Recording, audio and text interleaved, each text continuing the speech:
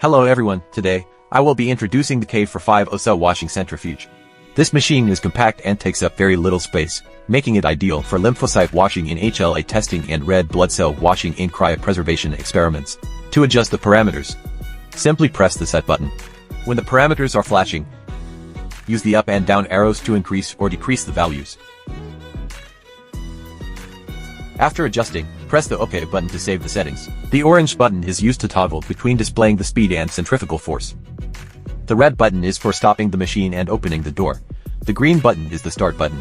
In standby mode, hold the arrow keys for 3 seconds, and when the numbers start flashing, use the arrow keys to increase or decrease the values. There are 10 acceleration and deceleration levels to choose from. The smaller the number, the faster the acceleration and deceleration. Once adjusted, press OK to save the settings. This machine is equipped with a 12 by 2 milliliters red blood cell washing rotor. Place the sample tubes symmetrically into the rotor holes. If there are very few sample tubes, fill empty tubes with the same amount of water for balance to ensure proper centrifugation results.